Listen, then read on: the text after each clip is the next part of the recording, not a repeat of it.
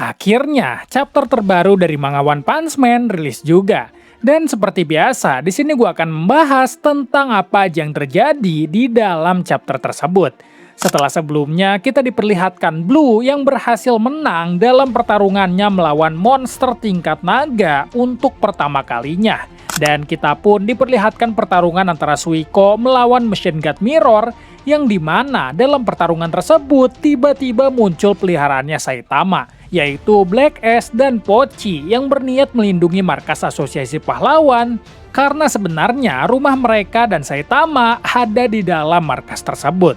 Nah, di chapter kali ini, pertarungan Suiko akan berlanjut. Tapi bedanya, pertarungan akan semakin intens, semakin banyak orang yang menyaksikan ketegangannya, pahlawan lain mulai pada berdatangan, dan Saitama mungkin sebentar lagi akan muncul. Chapter kali ini seru banget sih coy. Tapi sebelum kita masuk ke dalam pembahasannya, seperti biasa dulu nih, jangan lupa like dan subscribe kalau kalian suka sama pembahasan ini. Dan kalau udah, langsung aja kita masuk ke dalam pembahasannya. Cover dari chapter kali ini adalah Saitama yang sedang berjalan-jalan bersama hewan peliharaannya, yaitu Pochi dan Black Ash. Apakah Saitama bakal muncul chapter kali ini? Well, mari kita lihat aja. Dan judul dari chapternya adalah Harimau Mabuk. Chapter dimulai dengan para atasan yang melihat dari atas gedung asosiasi. Sambil menunjuk ke arah bawah, dia berkata, "Hei, coba lihat, ada hero yang sedang bergegas ke sana." Di bawah kita diperlihatkan para pahlawan yang sedang berlarian menuju tempat pertarungan Suiko melawan Machine God Mirror. Melihat hal tersebut, Sitch kayaknya nggak terlalu impress dan berkata, "Para hero yang tidak bertugas ya." Begitupun McCoy yang sedang ada dalam ruangan bunkernya dengan tidak impress sama sekali berkata, cuma kroco ternyata." Lalu kita sedikit beralih ke Black Ash dan Pochi. Di sini tampaknya Pochi lagi kehabisan tenaga karena sebelumnya telah melancarkan beberapa serangan ke arah Mirror. Dan Black Ash yang dari awal bersama Pochi membawakan daging premium untuk diberikan. Mungkin supaya Pochi kekuatannya bisa pulih dan melakukan serangan tersebut kembali ke monster Machine God Mirror. Lalu kita kembali ke pertarungan antara Suiko dan Machine God Mirror. Melihat beberapa bola cahaya berterbangan di udara yang arahnya berasal dari dalam markas Asosiasi Pahlawan, di sini Suiko agak bingung sebenarnya apa yang terjadi. Apakah bola energi tersebut adalah sebuah bantuan atau bukan sama sekali? Tapi untungnya, Suiko ini nggak bodoh. Ngelihat lawannya yang perhatiannya teralihkan, Suiko langsung memasang kuda-kuda dan bersiap untuk menyerang. Setelah itu, dia mulai melompat ke arah lawan, karena merasa kalau sekarang adalah saat yang tepat untuk melancarkan serangan. Tapi tiba-tiba, bukan Suiko yang berhasil menyerang, tapi malah dia yang kena serangan duluan. Karena entah gimana caranya, Machine God Mirror sadar kalau Suiko sudah berada di belakangnya. Lalu serangan kejutan berhasil dilayangkan dengan telak dan hampir membuat Suiko pingsan. Efek dari serangan tersebut itu lumayan besar. Terbukti dari Suiko yang mental beberapa meter ke depan, bahkan sampai menembus ke sebuah toko minimarket yang berada di dekat situ. Hampir semua kaca dan isi di dalam tokonya hancur, termasuk Suiko juga yang langsung terkapar tak berdaya setelah menerima serangan kejutan tadi. Dia berada dalam kondisi yang lumayan mengkhawatirkan. Darah udah mulai keluar dan matanya itu udah mulai kurang fokus. Dan dari sinilah kita melihat seberapa menyeramkannya Machine God Mirror yang berada di luar toko lewat POV dari Suiko.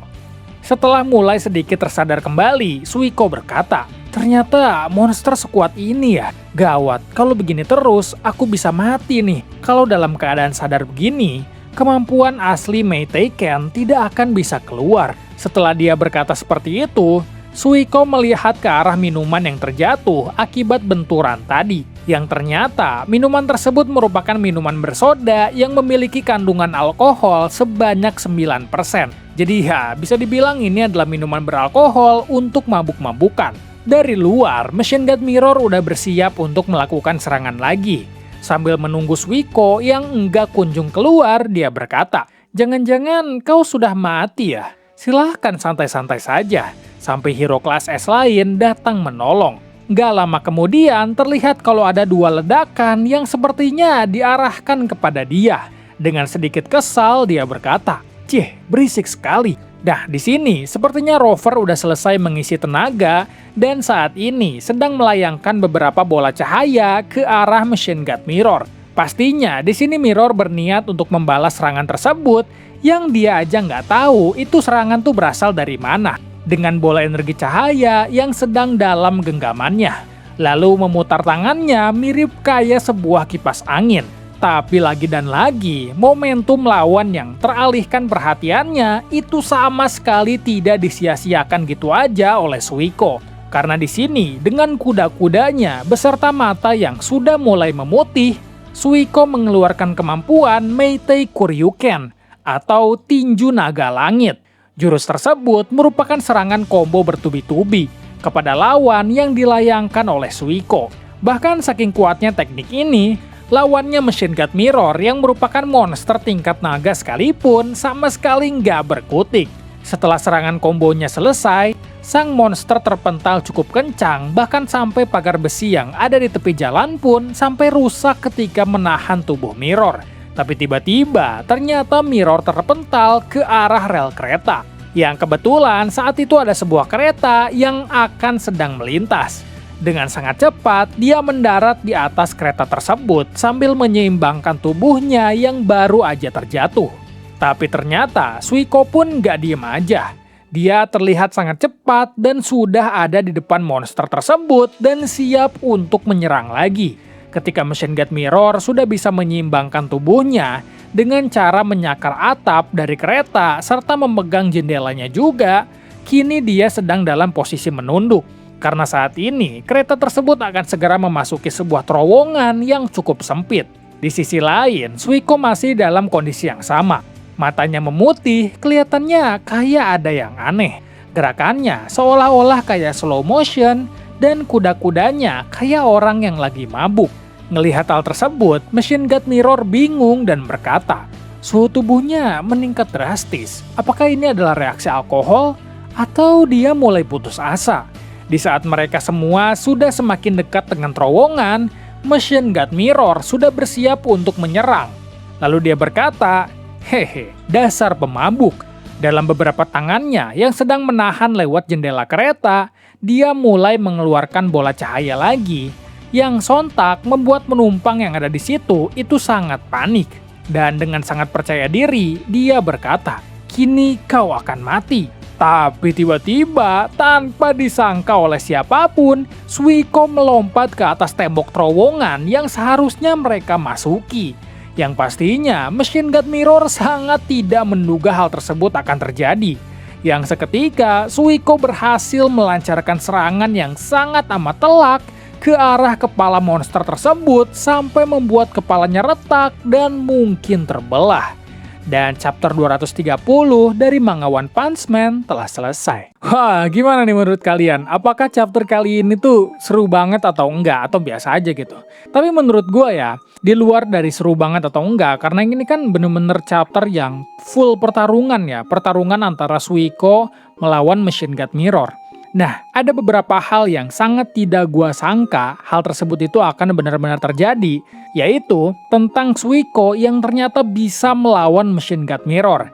Yang dimana kalian jangan lupa ya, kalau Machine Gun Mirror ini itu adalah monster tingkat ancaman naga coy. Jadi ini bukan monster yang lemah gitu loh. Ini tuh monster yang sangat-sangat kuat. Bahkan kalau misalnya gua ngeliat di awal kemunculannya, gua rasa gue tuh mikirnya Machine Gun Mirror ini akan menjadi monster yang sangat-sangat sulit untuk dikalahkan. Bahkan mungkin perlu pahlawan kelas S sekelas Flashy Flash, atau mungkin kayak, ya pokoknya yang kuat-kuat lah untuk mengalahkan Machine Gun Mirror ini. Karena penampilannya tuh bener-bener kayak meyakinkan banget gitu, kayak apa ya, kayak kuat banget gitu. Jadi gue mikirnya kalau misalnya, ya ini Suiko nggak bakal bisa ngelawan apa-apa sih lawan Machine Gun Mirror gitu kan. Tapi ternyata gue salah besar coy. Karena bukan cuma melawan, ya bukan cuma kayak mengulur waktu. Tapi Suiko ini bener-bener bisa ngebuat Machine Gun Mirror kewalahan coy. Bahkan di beberapa serangan atau di beberapa momen, itu Machine Gun Mirror bener-bener kayak, wah ini apa nih lawan gue kok kuat banget gitu. Padahal kan Suiko ini cuma pahlawan kelas A, dan itu pun baru lagi. Masuk asosiasi pahlawan tuh dia tuh baru banget. Kalau misalnya kalian ingat, dia itu kan, ini tuh hari pertama kalau nggak salah deh. Dia tuh abis pulang dari tesnya, yang dimana tesnya menunjukkan kalau Suiko adalah pahlawan kelas A, belum masuk pahlawan kelas S ya. Karena poinnya kurang gitu untuk sebuah pahlawan kelas S. Jadi dia tuh baru pulang banget gitu, baru bener-bener kayak, wah selesai nih tesnya, gue mau pulang tiba-tiba ketemu Machine God Mirror gitu.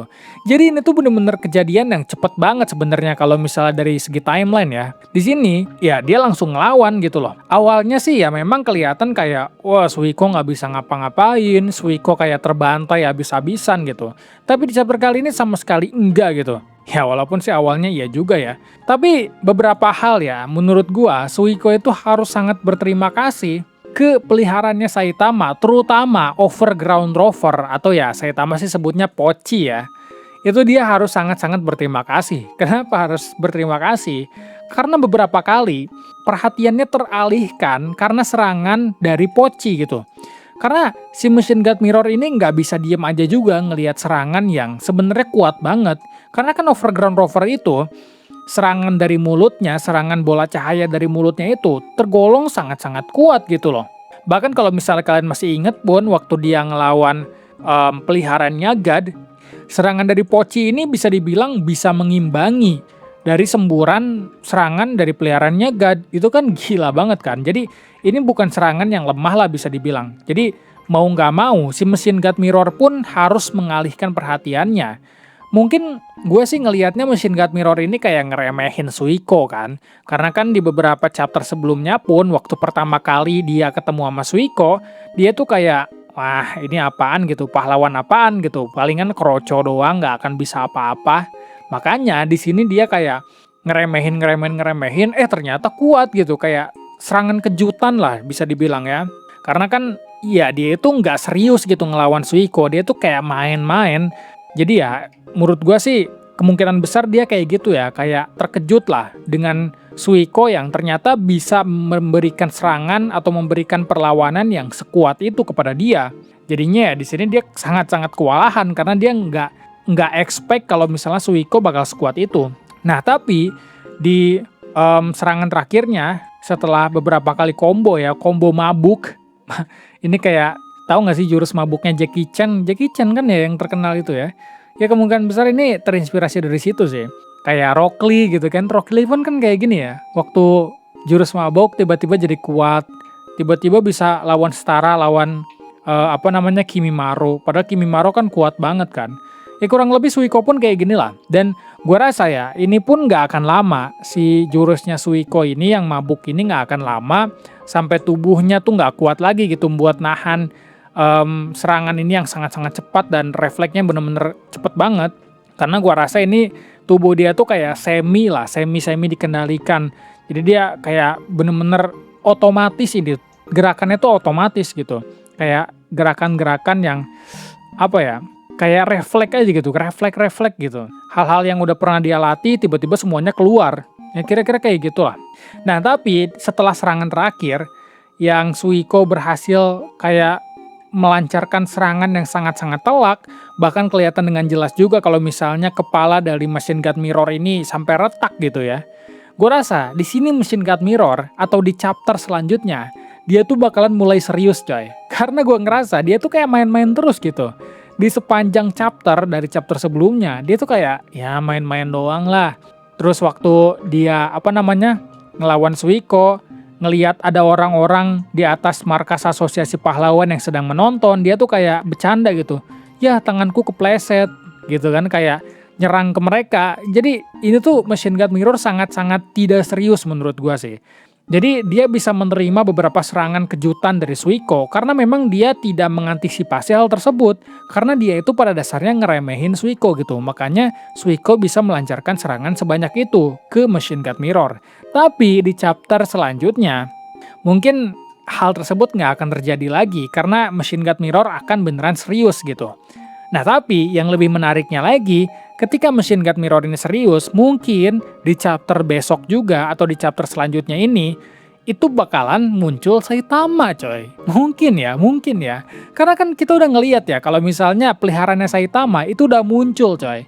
Yang biasanya kalau peliharaan Saitama itu muncul, ya biasanya sih Saitama bakalan ikutan muncul juga nggak lama kemudian gitu. Biasanya sih kayak gitu ya. Dan ya kemungkinan besar sih itu akan terjadi, dan kemungkinan besar Saitama yang akan mengalahkan Machine God Mirror. Dan dia bakalan kenalan sama Suiko dan lain sebagainya lah. Mungkin kayak gitu ya, skenario yang akan terjadi di chapter selanjutnya. Cuma ya gue juga nggak tahu lah, karena kan gue bukan autornya gitu. Jadi ya oke, mungkin segitu dulu aja ya untuk video kali ini. By the way, sorry banget ya, ini telat banget sih gue bikin videonya, karena ada beberapa hal yang jadi ngebuat gue tuh nggak jadi terus gitu bikin videonya. Tapi ya semoga nggak terjadi lagi sih kayak gini ya, telat-telat kayak gini, karena ini telatnya udah bener-bener lama banget kan. Udah seminggu lebih loh telatnya. Jadi ya gue sangat-sangat meminta maaf sih. Oke, mungkin segitu dulu aja untuk video kali ini. Terima kasih buat kalian yang udah nonton, dan sampai ketemu lagi di chapter selanjutnya. Semoga gue nggak telat lagi ya. Bye-bye.